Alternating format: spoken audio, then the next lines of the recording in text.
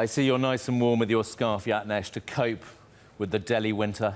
Yes, I think that's from the data. I'm coming from the market side, which is not that chill or winter. I check the data. The data what is says, the temperature? The data says put a scarf on. Put a scarf, be protected, and that's why I came here. Very good start to the show. Now, Yatnesh,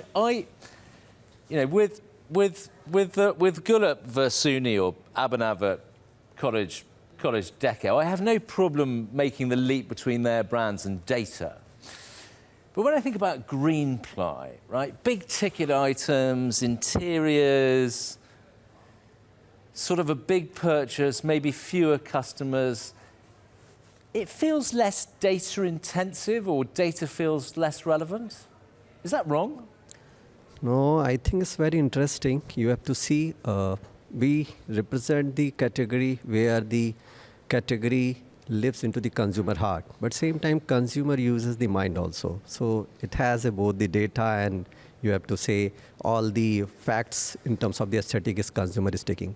Yeah, there is not much synthetic data is available. So we have to depend upon some of the real data or observed data.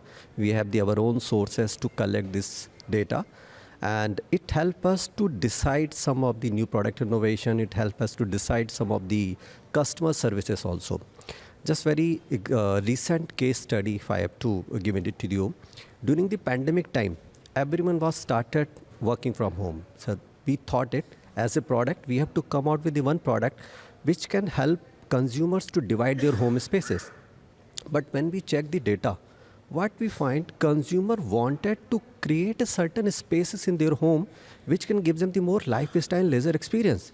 So what was the product development we were doing it? It was against the data which the consumer was reflecting to us. So I think we also using the data.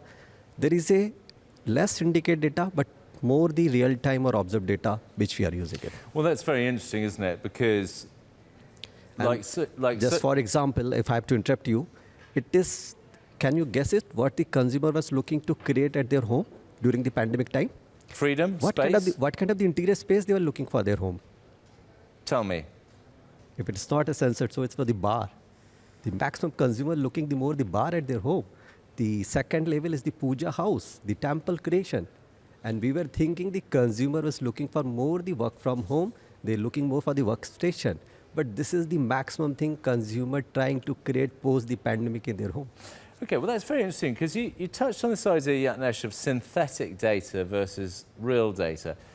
Talk to us more about that, because as Gul was saying, data is everything. Data is everywhere. It doesn't have to be a digital byte as such. But how do you synthesize on a practical level the synthetic versus the real? How do you go about that? You see, in the traditional world, the brand was trying to connect and communicate consumer with all the possible medium. And now in this new world, where the consumer has using more and more web, and web has given the very complexity of the choice to the consumer. So they are continuously exploring, evaluating. On this, there is a certain set of the data is available from the synthetic world. You can say the computer generated data, what they are searching, what they are exploring. But same time, there is some real-time observed data is also available, which we captured from the marketplace, which we captured from some of our own sources. This tells us how they are evaluating it. So between their exploration and evaluation, you have to come out with the solution which is the more intuitive for them, which is more inclusive for them. So that's the way the synthetic and as well as the real-time data is helping for us to take the decision. Okay, so it's like a kind of river delta. One tributary of synthetic meets another tributary of real. But when you come to interpret this information or data, Yatnesh, talk to us a bit about the role of the gut, right? I mean, we talked a bit to Gul about it's an art and a science. How do you, when you're talking to young marketeers, what do you tell them they need to do to be great at data interpretation? Yeah, there are the certain biases comes when you take it the more real time of the observed data.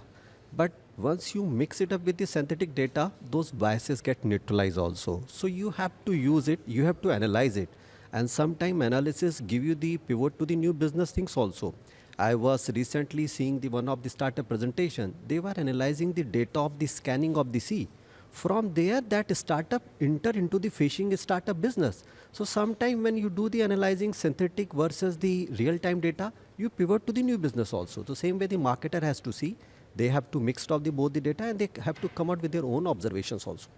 And how important is experience in all of this? I mean, do you feel a marketing veteran?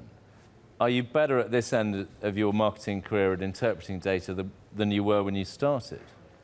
Yeah, I think it's an interesting question. When I started my career, I am from the stats background, so love for the data is quite natural. But when I started, so my environmental were telling me the marketing is this art. You have to put it into the creative way, what the consumer are thinking. And you have to portray their consumer journey. But when I was progressing on this career, now people started saying the marketing is a science. You have to use the technology, collect the data, and come out with the right prediction so that you can help them the consumer journey. But I think it's the harmony, the marriage of between the art and science, where you have to use the data, you have to collect the right set of the data, you have to predict their behavior and give them the very intuitive and the inclusive solution. So I think is both the art and science. Well, I can imagine you, Yatnesh, as an English literature graduate, in a world of fellow English literature graduates, the lone voice for statistics. But your time has come now. As we go into the final straight of this very short conversation, data can do a lot of damage, right?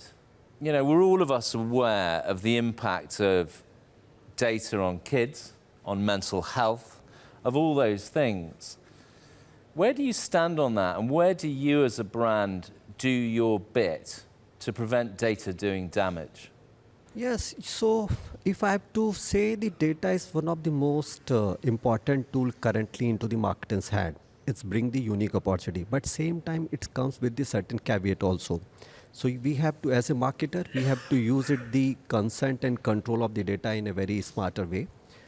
Sometimes the product's characteristics which we trying to market, it can become the detrimental to the brand also, or maybe this is not good for the society.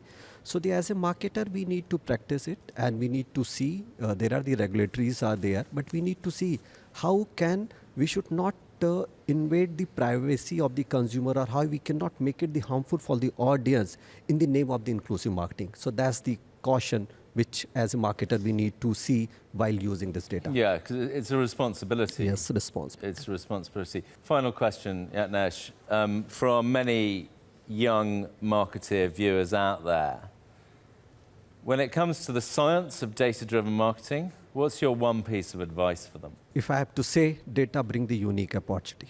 Brings a unique opportunity. Well, it's been a unique opportunity having you on the show, Yatnesh. Thank you so much for joining us on Trailblazers. Thanks, Jeff. Thanks, sir.